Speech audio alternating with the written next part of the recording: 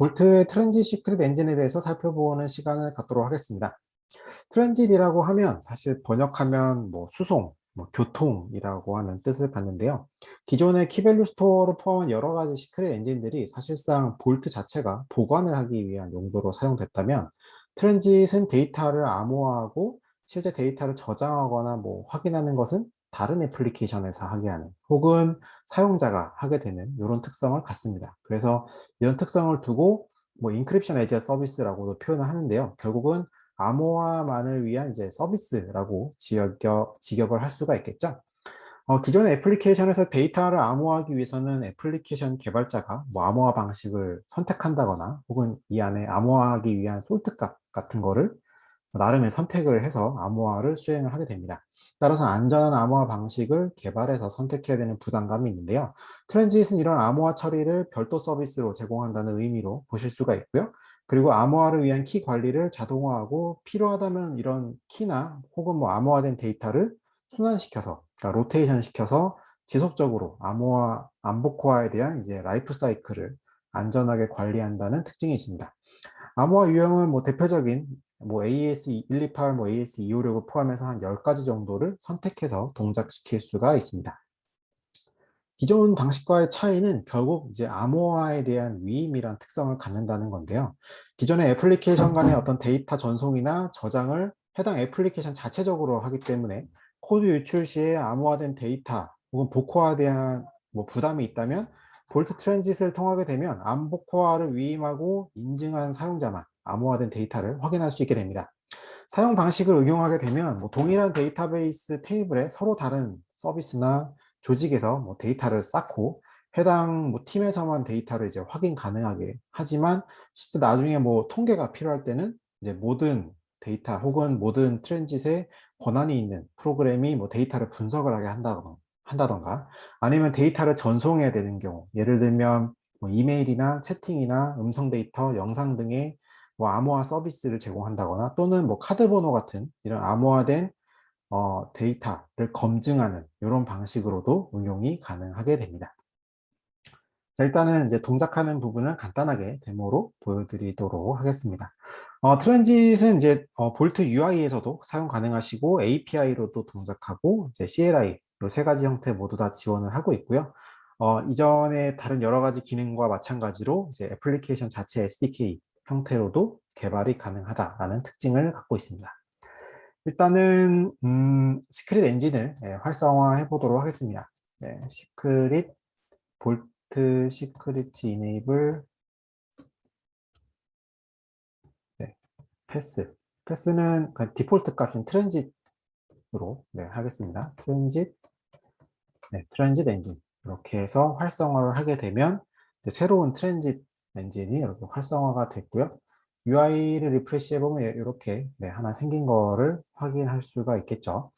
자, 이 상태에서 이제 트랜짓이라는 시크릿 엔진만 활성화가 되어 있고, 이제 여기서 사용할 키링을 하나 생성해 보도록 하겠습니다. 볼트 라이트에 포스 옵션을 주고요. 트랜짓의 키, 키에다가 저는 메시지라고 하는 이런 키링을 생성을 하겠고요. 생성된 키링에 대한 어떤 컨피그에 대한 정보는 read라고 하는 명령을 통해서 생성된 키링을 확인할 수가 있습니다.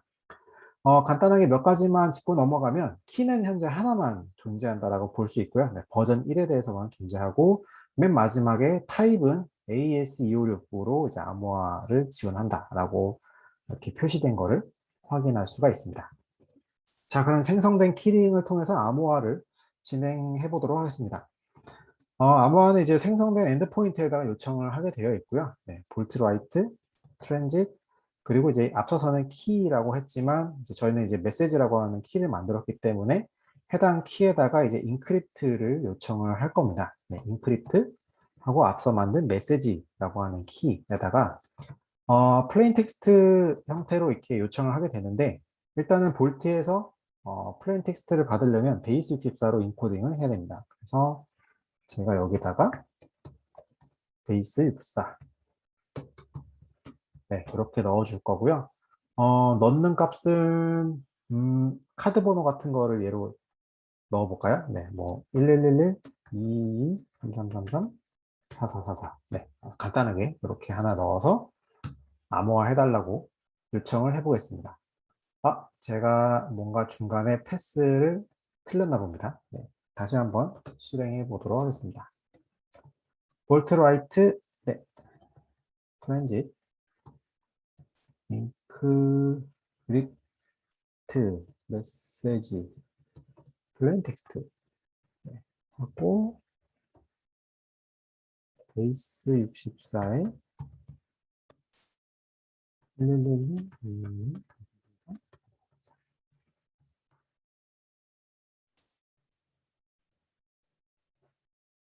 인크립트. 네. 중간에 오타가 있군요. 네. 인크립트. 메시지. 네. 네. 중간에 오타가 있었습니다. 인크립트 메시지를 보내면 기존에 제가 발급했던 이런 키에 대해서 이제 카드 번호를 암호화해 주세요. 라고 이제 볼트한테 요청을 하게 되면 현재 버전 1의 형태로 암호화된 데이터를 주는 것을, 리턴해 주는 것을 확인할 수가 있습니다. 이렇게 받은 데이터는 디크립트라고 하는 엔드포인트를 통해서 이제 디크립션을 할 수 있고요. 그래서 볼트, 네, 똑같이 write 명령어를 갖게 되고요. 트랜짓, 디크립트 하고 메시지, 네, 메시지 키링을 사용하는 거니까 메시지는 똑같고 디크립트로만 중간에 명령이 바뀌었고요.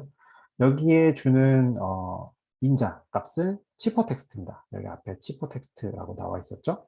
네, 치퍼 텍스트는 볼트에, 네, 볼트가 만들어준 요 키, 암호화된 데이터를 이렇게 넣어주게 되면 다시 이제 베이스 64로 리턴을 받게 됩니다. 베이스 64 리턴을 받았기 때문에 요걸 간단하게 다시 베이스 64로 디코딩을 해보도록 하겠습니다. 네. 디코드를 하게 되면 앞서 저희가 넣었던 카드 번호가 나오는 것을 확인할 수가 있죠. 이런 식으로 이제 데이터를 만든 다음에 결국은 해당 엔드포인트에 접근이 있는 사용자만 인크립션, 디크립션을 할 수 있다라고 보실 수가 있는 거고요. 해당 작업은 UI를 통해서도 간단하게 확인하실 수가 있습니다. 현재 만들어진 트랜짓의 메시지에 들어가서 인크립트에다가 예를 들면 여기다 다른 얘기를 넣어볼까요? 뭐, Hi, Hello World. 네, 가장 일반적이죠. Hello World를 이렇게 넣어보고요. 인크립션을 시키면 이렇게 아까 저희 보셨던 치퍼 텍스트가 나온 거를 확인할 수가 있습니다. 다시 디크립트 서비스로 가서 디크립트를 요청을 하게 되면 이렇게 베이스 64로 인코딩된 tek스트를 확인할 수가 있고요.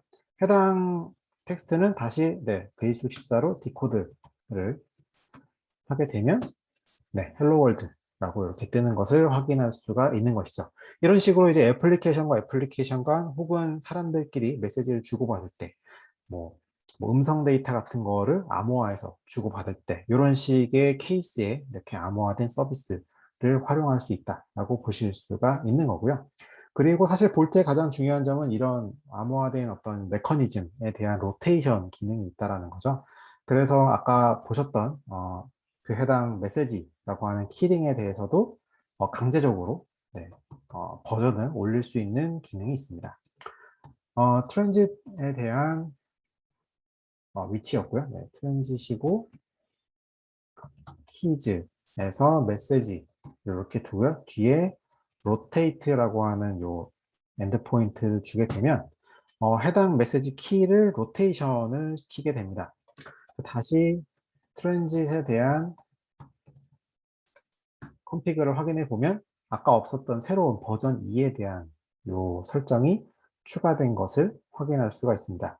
이 상태에서 다시 인크립션을 하게 되면 이제 최종 버전이 버전 2이기 때문에 버전 2로 다시 인크립션을 시키는 방식으로 넘어가게 되는 거고요. 자, 예를 들어서 제가 뭐 하나 미리 준비해 놓은 이렇게 텍스트를 가지고 암호화를 시켜보면 이때 나오는 데이터는 볼트의 버전 2라고 이렇게 명시가 되어 있는 것을 확인할 수가 있죠. 하지만 이렇다고 해서 기존의 버전을 사용하지 못한다는 의미는 아니고요. 기존에 저희가 다시 디크립션 했던 요 버전 1에 대한 것도 다시 이렇게 요청을 하면 정상적으로 처리되는 것을 확인할 수가 있습니다. 일단은 새로운 키링이 생성됐기 때문에 버전 1로 작성된 데이터를 버전 2로 다시 리래핑 하는 작업을 진행해 보도록 하겠습니다. 기존에는 이런 리래핑 작업을 하려면 암호화된 데이터를 복호화를 하고 복호화된 데이터를 다시 새로운 어떤 암호화 체계로 다시 인크립션 해야 되는 과정을 거쳤었죠. 근데 볼트 같은 경우에는 버전 1로 작성된 암호화 데이터를 이제 리래핑을 통해서 그냥 버전 2 암호화 데이터로 변경시켜주는 이런 메커니즘을 가지고 있습니다. 앞서서는 제가 인크립션, 디크립션에 대한 부분만 썼다면 이번에는 리랩이라고 하는 엔드포인트를 통해서 데이터를 새로 암호화해 보도록 하겠습니다. 볼트 라이트 하고 트랜짓 리랩이라고 하고 메시지 그리고요 치퍼 텍스트로 아까 저희가 버전 1로 만들었던 요 암호화된 데이터 요거를 그대로 오타가 있군요. 그대로 이렇게 넣어주게 되면 중간에 제가 쌍따옴표가 잘못 들어갔네요. 요거를 복사하고 나서 다시 붙여놓도록 하겠습니다. 치퍼 텍스트 제가 또 뭔가 오타가 있었나 봅니다. 여기서 볼트 와이트 트랜짓 여기가 틀렸군요. 위랩에서의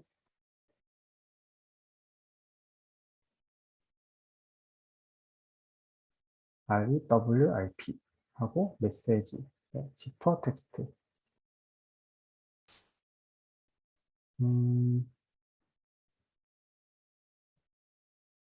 제가 뭔가 오타를 집어넣은 것 같습니다.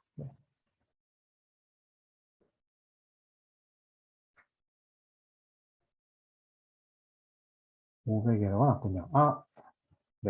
인증 번안에 대한 에러가 났네요.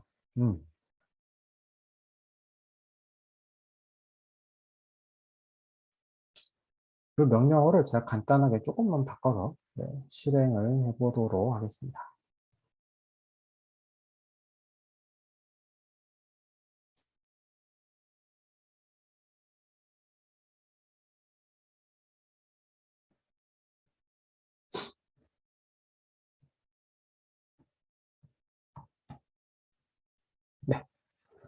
이렇게 보면 제가 뭐 오타가 있어가지고 보면은 버전 1에 대한 요 메시지에 대해서 리랩을 신청하니까 버전 2의 데이터로 다시 이렇게 만들어줬다라고 하는 거를 확인할 수가 있는 거죠.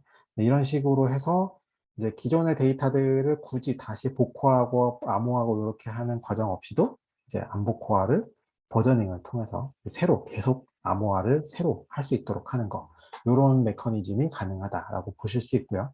자, 이렇게 되면 나중에는 특정 버전 이상이 되면 이제 미니멈 버전을 지정하실 수도 있습니다. 그래서 기존에 우리는 이제 버전 1에 대한 암호화 복호화를 파기하겠다. 그래서 최소한의 디크립션 버전을 이제 지정하겠다라고 해서 이런 식의 버전 2로의 지정을 하실 수가 있습니다. 이렇게 지정을 하게 되면 기존에 보셨던 요 트랜짓 메시지 키링에 대해서 다시 컨피그를 읽게 되면 버전 1에 대한 키가 없어진 거를 확인할 수가 있죠. 자, 이 상태에서 이제 버전 1로 작성된 것을 다시 한번 요청해 보면요. 디크립트 버전 볼트 1에 대해서 요청하게 되면 해당 이제 정책은 너무 오래됐다 이런 식으로 메시지가 표기되는 거를 확인할 수가 있습니다. 자, 이런 식으로 해서 암호화 복화에 대한 서비스 그리고 이렇게 서비스로 이루어진 암복화에 대한 것들을 뭐 키에 대한 로테이션 등을 통해서 안전하게 주기적으로 다시 재암호화하고 관리할 수 있는 메커니즘을 제공하는 이런 이제 볼트의 트랜짓에 대해서 알아보는 시간이었습니다. 감사합니다.